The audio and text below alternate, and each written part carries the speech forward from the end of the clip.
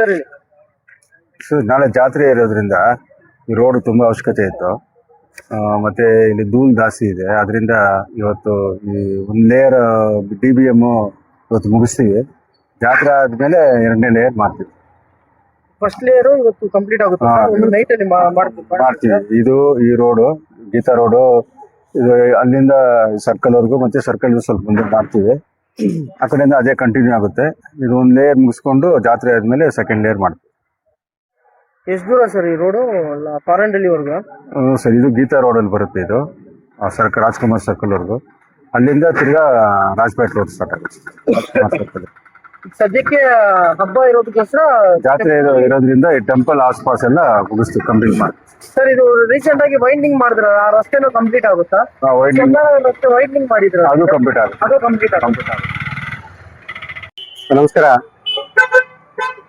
ಇವತ್ತು day night ಕೆಲಸ ನಡೀತಾ ಇದೆ. ಡಾಂಬರೀಕರಣ ನಮ್ಮ ಸುರಾಜ್ಮಲ್ ಸರ್ಕಲ್ ಇಂದ ಅಂಗಾಲ ಪರಮೇಶ್ವರಿ ದೇವಸ್ಥಾನವರೆಗೂ 2 ಪ್ಯಾಕೇಜ್ ಆಗಿ ಡಾಂಬರೀಕರಣ ನಡೀತಾ ಇದೆ. RR ರೋಡಲ್ಲಿ ರೋಡಿನ ಅಗಲೀಕರಣ ಕೆಲಸ ಒಂದು 4 ತಿಂಗಳ ಮುಂಚೆ ಸ್ಟಾರ್ಟ್ ಆಗಿ ಇವತ್ತು ಡಾಂಬರಿ ಕೆಲಸ ಶುರು ಆಗ್ತಾ ಇದೆ. ಇದು ಇಷ್ಟು ಅರ್ಜೆಂಟ್ ಆಗಿ ಮಾಡ್ತಾ ಇರೋದು ಅಂತ ಏನಿಲ್ಲ.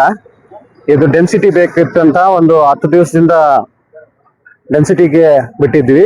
ಇವಾಗ ಡೆನ್ಸಿಟಿ ಕರೆಕ್ಟ್ ಆಗಿ ಬಂದಿದೆ, ಆದ್ರಿಂದ ಇವತ್ತು ಫಸ್ಟ್ ಲೇಯರ್ ಡಾಂಬರೀಕರಣ ಮಾಡ್ತಾ ಇದ್ದಾರೆ. ಫಸ್ಟ್ ಲೇಯರು ಇವತ್ತಾಗತ್ತೆ, ನೆಕ್ಸ್ಟ್ ವೀಕ್ ಇಂದ 2nd ಲೇಯರ್ ಮುಗಿಸ್ತಾರೆ.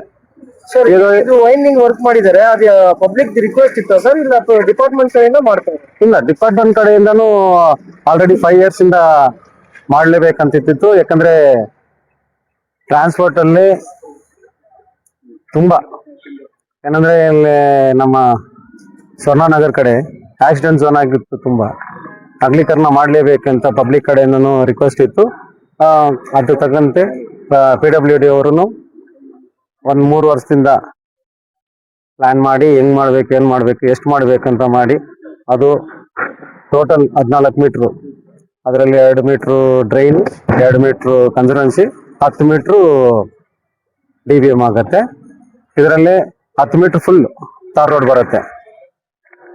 ನಾವು ಈಗ ಸ್ಟಾರ್ಟ್ ಮಾಡಿರೋದು ಈಶ್ವರನ್ ದೇವಸ್ಥಾನ ಆಪೋಸಿಟ್ ಇಂದ ಇದುವರೆಗೂ RR ಸರ್ಕಲ್ ವರ್ಗು, ರಾಜ್ಕುಮಾರ್ ಸರ್ಕಲ್ ಇಂದ ಪ್ಲಸ್ ಮುಂದೆ ಹೊರೆಯುತ್ತೆ. ಈ 1 ವೀಕ್ ಅಲ್ಲಿ ಕಂಪ್ಲೀಟ್ ಆಗುತ್ತೆ.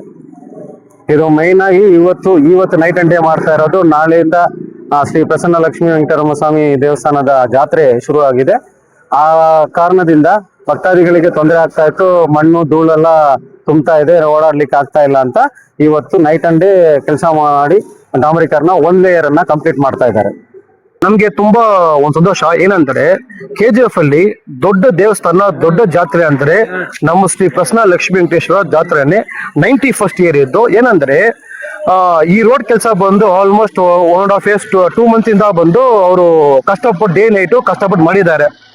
ಇದಕ್ಕೆ ನಮ್ಗೆ ತುಂಬಾ ಸಂತೋಷ. ಏನಂದ್ರೆ ಪೂತೇರು ಹೊರಗಡೆ ಬರುವಾಗ ತುಂಬಾ ಚಿಕ್ಕದಾಗಿತ್ತು ರೋಡ್, ಜನರು ಆ ಟರ್ನಿಂಗ್ ಮಾಡಕ್ಕೆ ತುಂಬಾ ಕಷ್ಟ, ಜನರೆಲ್ಲ ಕೆಳಗೆ ಮೇಲೆ ಬೀಳ್ತಾ ಇದ್ರು. ಇವಾಗ ಏನಂದ್ರೆ ತುಂಬಾ ಫ್ರೀ ಆಗಿ ನಾವು ಬರ್ಬೋದು ತೇರಿಸ್ಕೊಂಡು.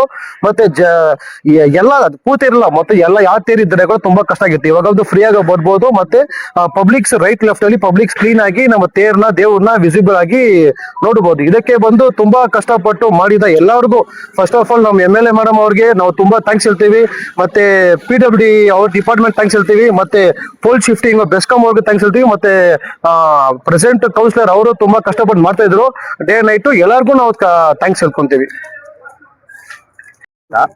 ನನ್ನ ಹೆಸರು ಪ್ರಶಾಂತ್ ಅಂತ. ಫಸ್ಟ್ ಆದ್ರೆ ರೋಡ್ ಚಿಕ್ಕದಾಗಿತ್ತು, ಬಸ್ಸು ಲಾರಿ ಯಾವ್ದಾದ್ರು ಹೋಗ್ಬೇಕಂದ್ರೆ ತುಂಬಾ ಕಷ್ಟ ಆಗ್ತಾ ಇತ್ತು. ಇವಾಗ ನಮ್ಮ MLA ಮೇಡಮ್ ಇಂದ ರೋಡ್ ತುಂಬಾ ದೊಡ್ಡದಾಗಿದೆ.